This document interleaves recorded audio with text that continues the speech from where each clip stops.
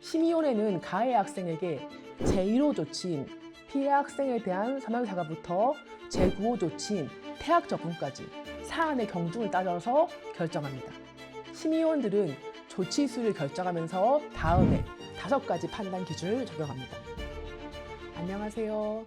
서울특별시 교육청에서 근무했던 법무법인 해석의 이은신 변호사입니다. 반갑습니다.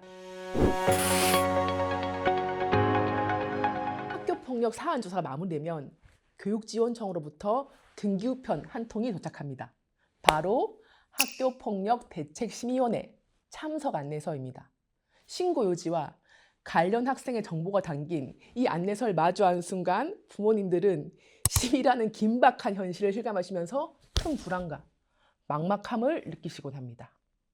오늘은 학교폭력대책심의위원회가 어떻게 진행되고 위원들이 주로 어떤 내용을 질문하는지, 학교폭력 조치 수위는 어떻게 결정되는지에 관해서 알려드리겠습니다.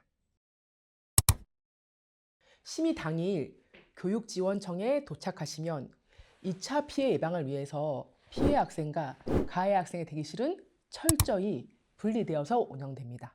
이후에 간사의 안내에 따라서 출석 순서대로 입장하게 되는데 일반적으로는 피해 학생 측의 진술을 먼저 듣고 가해 학생 측의 진술을 뒤이어 듣습니다.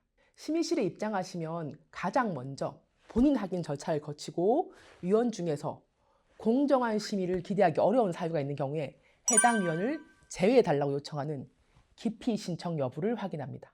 본격적인 질의응답 시간이 되면 위원들은 학생에게 신고 내용에 대해서 질문을 던집니다. 여기서 꼭 기억하셔야 할 점은 심의위원회는 당사자인 학생의 진술을 청취하는 것이 최우선이라는 것입니다. 따라서 모든 질문은 기본적으로 학생을 향하며 보호자님께는 아이의 진술이 모두 끝난 다음에 마지막 발언 시간을 통해서 의견을 보태실 수 있습니다. 모든 진술이 끝나고 학생과 보호자가 퇴장하면 위원들은 비공개 토론을 거쳐 최종적인 조치를 결정하게 됩니다. 심의위원들은 교육 현장을 잘 알고 있는 전현직 교사, 학교폭력 수사 경험이 있는 경찰관, 법률 전문가인 변호사, 아이들의 눈높이에서 사건을 판단해줄 학부모위원들로 구성되어 있습니다. 심의위원들은 심의 전에 미리 소집되어서 피가해 학생의 진술서, 목격자 진술, 그의 증거 자료를 철저히 검토하는 사전 심의 과정을 거칩니다. 이를 통해서 사건의 구체적인 정황과 쟁점을 미리 파악해서 다음과 같은 부분에 집중해서 질의응답을 진행합니다. 첫 번째로는 당사자 간의 진술이 상충되는 경우입니다. 피해 학생과 가해 학생의 주장이나 행위 사실이 엇갈리는 경우에 사실관계 확인을 위해서 질의합니다. 두 번째는 객관적 사실과 불일치되는 경우입니다. 목격자 진술이나 증거가 존재하는데도 가해 사실을 부인하는 경우에 위원들이 주로 질의를 진행합니다. 세 번째로는 정황적으로 모순이 있는 경우입니다. 현장 분위기나 당시 상황에 비추어서 진술의 신빙성이 의심되는 경우에 위원들이 집중적으로 질문을 하게 됩니다. 심의 과정에서 이미 제출된 객관적인 증거와 배치된 진술을 지속하는 것은 위원회로 하여금 반성의 기미가 부족하다는 인상을 줄 수 있습니다. 따라서 사실에 기반해서 일관된 진술을 하는 것이 조치 수위 결정에 있어서 무엇보다도 중요합니다. 심의위원회는 가해 학생에게 제1호 조치인 피해 학생에 대한 서면사과부터 제9호 조치인 퇴학 처분까지 사안의 경중을 따져서 결정합니다. 심의위원들은 조치 수위를 결정하면서 다음에 5가지 판단 기준을 적용합니다. 첫 번째 심각성은 가해 학생의 학교폭력 수위가 얼마나 높았는가를 기준으로 판단합니다.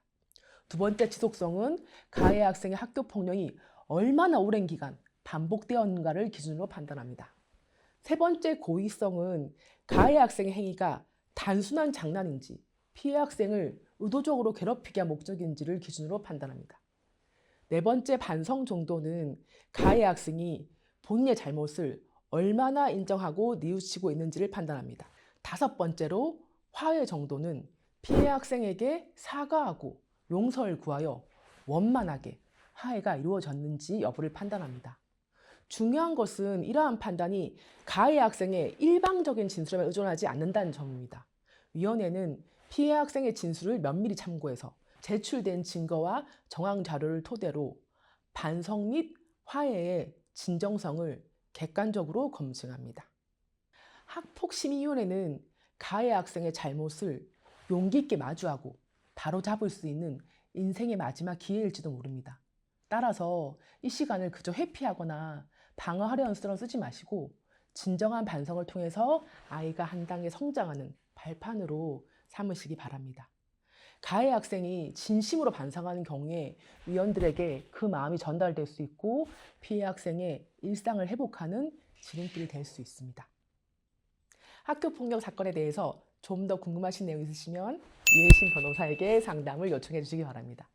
다음 시간에는 학교폭력 중에서도 디지털 성범죄 및 젠더폭력 사건이 신고되었을 때 어떤 대응이 필요한지에 관해서 알아보겠습니다.